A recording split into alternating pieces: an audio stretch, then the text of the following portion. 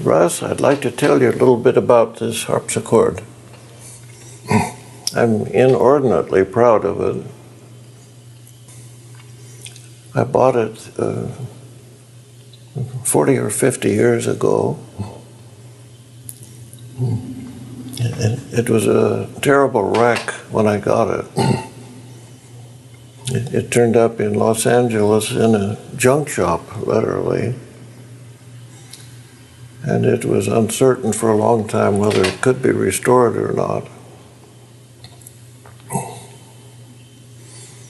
I had an old hobby of restoring old musical instruments, and I didn't know if it would ever sing nicely again. Fortunately, it did, but we didn't know at the time.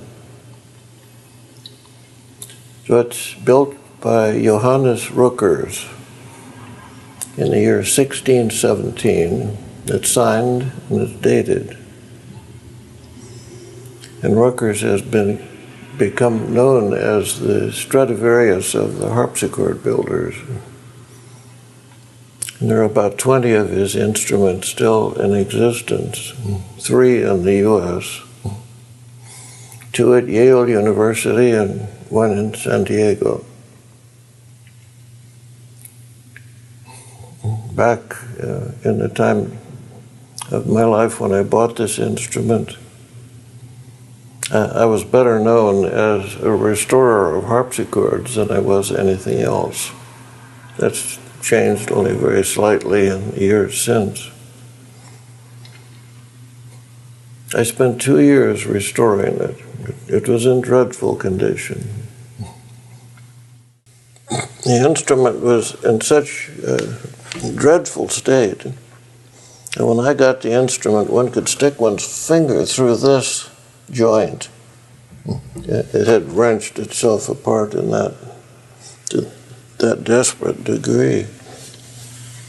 It was uncertain whether the instrument would restore the silver sweet tone quality which Gross Musical Dictionary speaks of.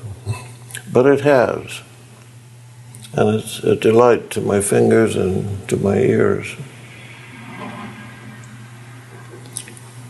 I thought I was going to be a musician in my teens, and I worked very hard in that direction, but I proved not to have the necessary skill or temperament.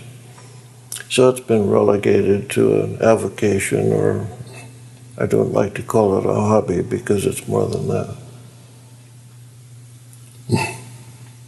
This instrument is a delight to me.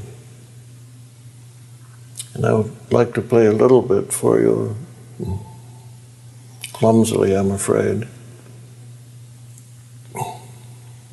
to demonstrate the silver sweet quality which is inherent in it. It's a 2-keyboard instrument, the lower keyboard and the upper keyboard.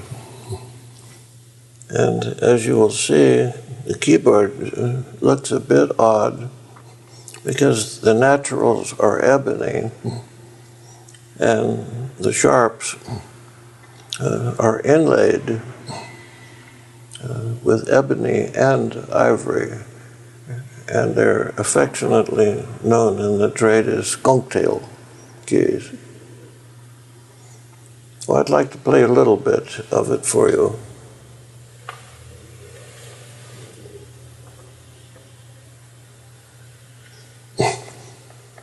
This is a composition by the 17th century English composer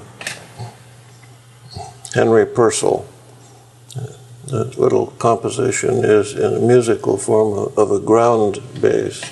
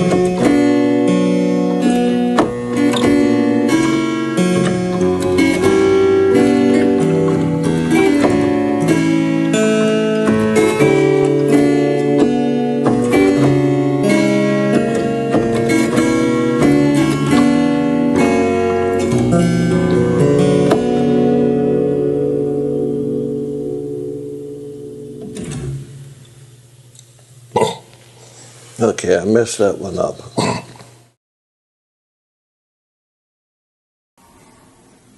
We'll try a little piece by Bach, which is one of my favorites. It was originally lute music, but he transcribed it for harpsichord.